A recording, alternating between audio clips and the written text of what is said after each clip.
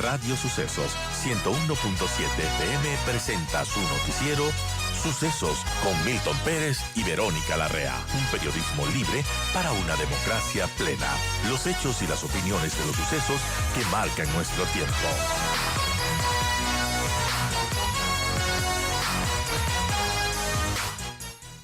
Y a las 7:20 de la mañana yo le digo muy buenos días al abogado Diego Beltrán, experto en ciberseguridad, para conversar acerca del tema de los riesgos que se tiene al compartir los datos privados, como son los números de cédula, en la nueva página para el censo ecuatoriano en línea. Bienvenido, Diego, muchas gracias por acompañarnos. Muchísimas gracias por recibirme. Muy buenos días con ustedes y con toda la ciudadanía. Diego, el INEG ha dicho que no hay riesgo en compartir, que ellos tienen todas las medidas de seguridad suficientes para garantizar a los ecuatorianos que no va a ocurrir nada. Sin embargo, las plataformas a nivel mundial, las más reconocidas a través de sus temas de seguridad, han sido vulneradas en algún momento. ¿Qué garantía tenemos los ecuatorianos? Más allá de los esfuerzos de buena fe que pueda realizar el Instituto Nacional de Estadísticas y Censos, realmente no hay forma de garantizar la seguridad, digamos, la trinidad, como se la conoce, de la seguridad de la información, que es la confidencialidad, la disponibilidad y la integridad de la información. Precisamente como tú has precisado, no existe estructura absolutamente invulnerable a nivel mundial. Lo que pueden hacer es, obviamente, todos los esfuerzos desde el punto de vista técnico, organizativo, privilegios de acceso, infraestructura, etcétera. Pero no es posible asegurar hoy por hoy que las, digamos, medidas de carácter técnico que haya puesto el INEC para salvaguardar esta información sean absolutamente seguras, más allá de las aseveraciones que ha realizado el director del INEC del marco normativo que garantiza sanciones en caso de, digamos, de una infracción a la norma, más allá de un marco normativo que garantiza las obligaciones de los funcionarios que manejen esta información. Realmente estamos hablando de una respuesta reactiva, ¿no?, a qué es lo que ocurriría si es que ya se produce una vulneración. Entonces, eso debe colocar al INEC en una posición de reconsiderar la exigencia de proporcionar un dato protegido, como es el número de cédula, que más allá de que esté disponible, entre comillas, públicamente, no deja por ello de ser un dato personal. Pero sobre todo, la preocupación viene porque el número de cédula trae aparejado una serie de datos aún más sensibles y especialmente protegidos que no pueden ser descuidados y no pueden ser expuestos de una manera tan indiscriminada. Se está dando direcciones, se está dando preferencias sexuales, se está dando edades. ¿Qué portales de riesgo abre para la ciudadanía? Sobre todo tomando en cuenta que no es a título personal, es a título familiar. Se está abriendo la puerta de la casa, literalmente. Es correcto. El volumen de información que un censo ya de por sí recaba es sumamente importante, ¿no? Es una mina de oro para actores negativos que obviamente quieran apropiarse de esa información sin tener autorización para ello, e incluso, y lamento decirlo, también puede ser una poderosa herramienta de monitoreo y vigilancia para los estados, ¿no? Ahora, hoy por hoy nos encontramos en un estado democrático, con un gobierno estable, pero eso no puede estar garantizado durante los próximos 10 años que hasta que vuelva a realizarse el nuevo censo. Y de cualquier manera va a ser información que quede consignada y que en una administración que no tenga una línea ética adecuada, lamentablemente puede ser una herramienta muy, muy fuerte en contra de la seguridad de los ciudadanos. Entonces aquí la amenaza es un poco doble, ¿no? Al ya proporcionar un volumen de información tan íntima, tan sensible, tan cuantiosa, respecto, ojo, no solamente de las cabezas de hogar, sino de niños, niñas y adolescentes, personas con discapacidad, adultos mayores, situaciones obviamente relacionadas con condiciones de habitabilidad de los hogares, ingresos, entre otras cosas, ¿no? Me refiero a condiciones laborales. Si es que a este volumen de datos, que ya es importante, pero que individualmente considerados por último, sí tienen un objetivo estadístico, ¿no es cierto? Ver qué nivel de población vive por encima de la línea de pobreza, cuántas personas viven en casas, de apartamentos, covachas, que es uno de los campos propios del cuestionario del censo. Pero si a este le agregamos un dato tan importante como el número de la cédula, donde, ojo, les decía yo, está consignado además los datos de mis ascendientes, ya puedo estructurar toda una estructura justamente familiar alrededor mío. Tengo el tipo de sangre, ¿no?, que es un dato especialmente protegido. Tengo además el denominado código dactilar, es decir, la lectura de mi huella digital, que es un dato biométrico, ¿sí? Entonces ya realmente el volumen de información agregado para perfilar a un determinado ciudadano y a su núcleo familiar se vuelve excesivo con relación a los fines que persigue el censo, porque el censo persigue fines estadísticos, determinar condiciones de vida de la población, no de cómo vive Diego Beltrán, ¿sí? Entonces, realmente yo no he encontrado una justificación que en una ponderación entre los riesgos y los beneficios de recabar este tipo de datos hagan que el recabarlo sea más pesado. El Ecuador siguió un ejemplo internacional porque las redes sociales y la gente dice, en ninguna otra parte del mundo piden este tipo de información cuando se hace un censo poblacional, más si es en línea. ¿De dónde les nació la genial idea de hacer este tipo de cosas?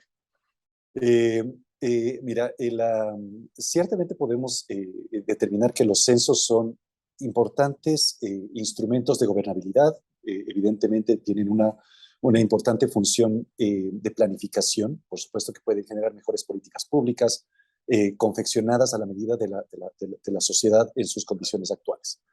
Sin embargo, precisamente como tú acabas de indicar, a nivel internacional, las posturas que han manejado los estados han sido de, si es que no lo necesito, ¿para qué lo pido? ¿Sí? Porque aquí, digamos, el escrutinio no es por qué no solicitarlo, sino por qué solicitarlo, ¿no? Y las conclusiones a las que han llegado justamente los estados a nivel internacional es que no es de ninguna manera necesario. O sea, las justificaciones que se han mencionado respecto de hacer un cruce de información, interoperabilidad con los datos que tiene el registro civil, CENESID, etcétera, para verificar de alguna u otra manera que la persona es quien dice ser, lamentablemente es una variable a la que de cualquier manera estamos expuestos, incluso en un censo en línea, incluso en donde haya la necesidad de colocar los datos de una cédula de identidad. Mira lo que nos pasa todos los días cuando visitamos un edificio, un establecimiento, digamos, de médicos, etcétera. Por lo general, ¿qué es lo que nos hace? Nos piden las cédulas. Entonces, ahí tenemos una unidad de guardianía con 200, 300 cédulas, ¿no? A su libre disposición. Cualquiera de estas personas podría ingresar con un número de cédula y llenarme el censo, ¿no? Llenar el censo por mí. Entonces, no hay ninguna garantía de que la persona es quien dice ser. Respecto del resto de datos, mira, nivel de escolaridad, qué sé yo, estado civil, etcétera, ese tipo de datos ya los tiene registro civil, ya los tiene SEDICIT. No hay necesidad alguna de solicitarle al ciudadano que vive en la casa B del lote A de la dirección tal, ¿no? De nombres tales, su número de cédula. El momento de introducir la cédula y dar todos los datos que ella tiene en un portal como es el de Censo Ecuador, estoy abriendo todas las seguridades de ella, porque se supone que es un documento que ha ido modernizándose y por eso tiene estas marcas de agua, por eso tiene todo esto. La volvemos totalmente, la misma cédula básica de antes, podríamos volverla así.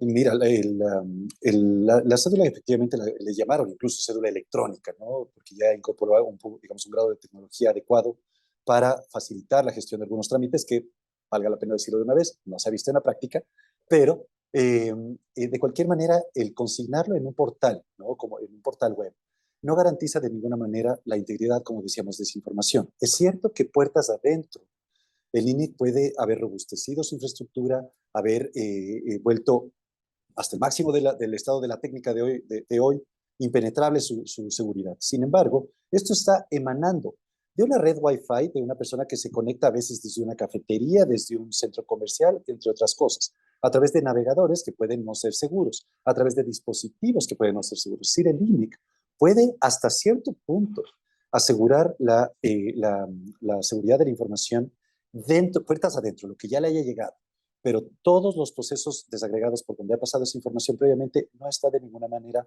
asegurada. Y ahí viene efectivamente la segunda medida de riesgo. Cuando nuestros datos de carácter personal son expuestos, ¿sí? Son expuestos, no solamente estamos hablando de que un tercero ahora conozca quién soy, ahora conozca cuál es mi tipo de sangre. Es precisamente qué se puede hacer con esa data, ¿no? ¿Qué efectos puede tener en el mundo real? Y esa es una preocupación de importancia que no ha sido abordada adecuadamente por el Estado. ¿Y cuáles son esos riesgos desde falsificación, desde suplantación de identidad hasta? Bueno, el de suplantación de identidad es el más extendido, pero quizás el de menor impacto en la mayoría de circunstancias.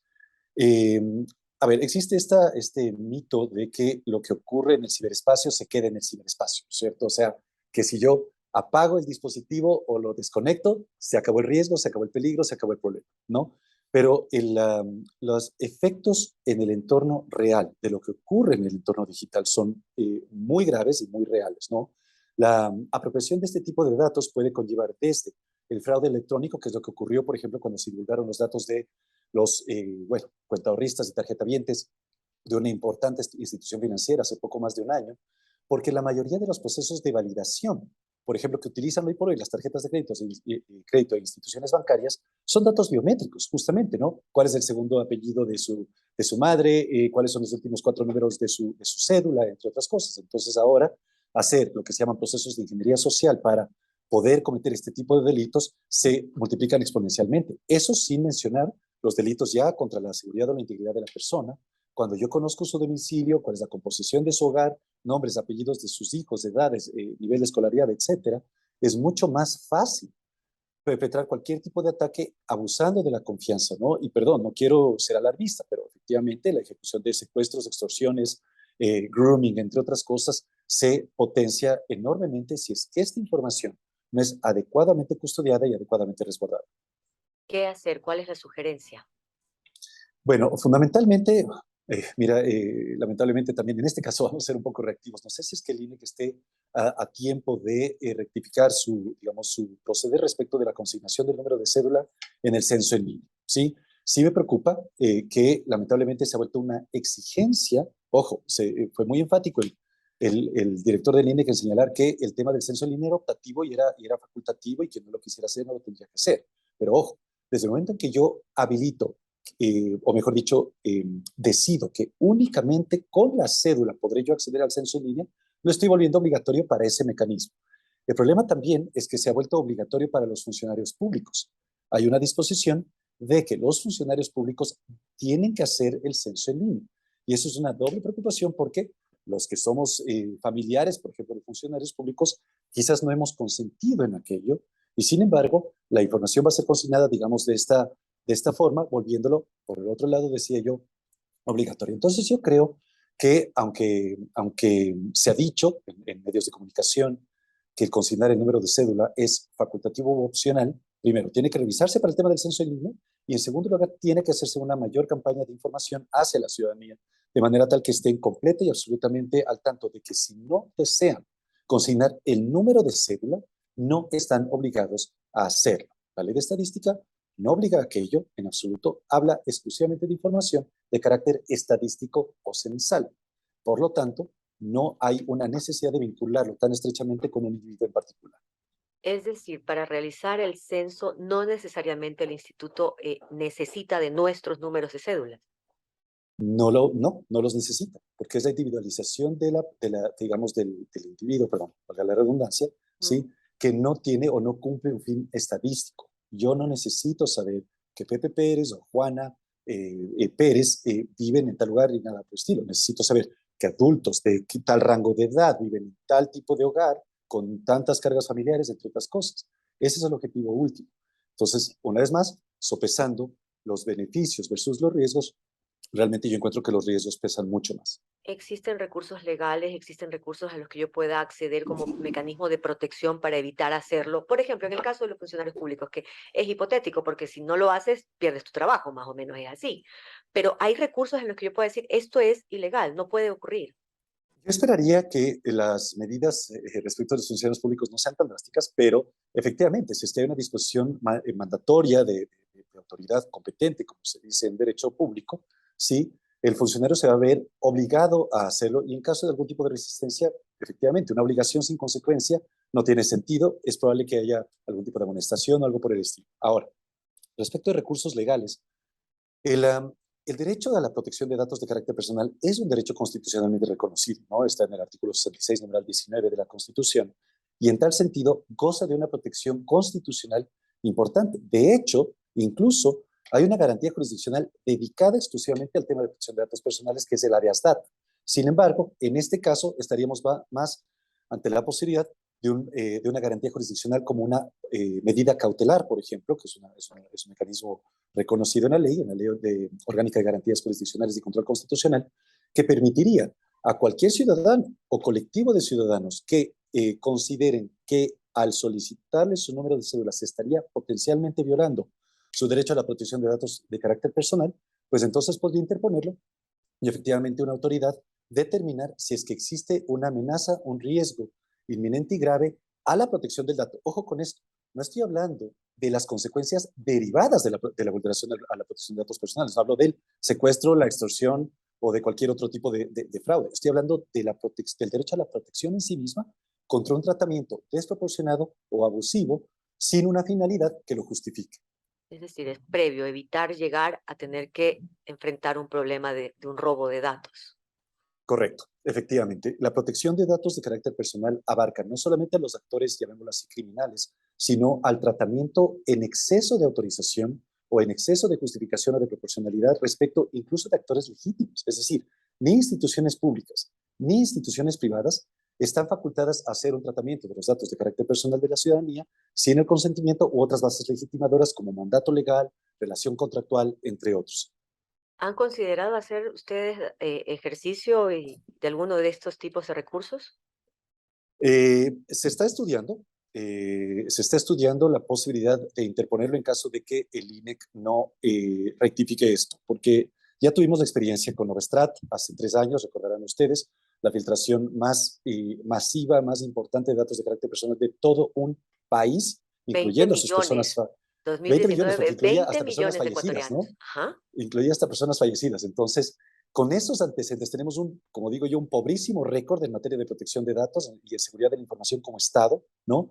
Entonces, darle hoy por hoy digamos, una herramienta tan potente, tan importante y tan sensible a los, lamentablemente, actores negativos como hackers, crackers, etcétera, es un riesgo demasiado significativo. Entonces, debe sin duda rectificarse.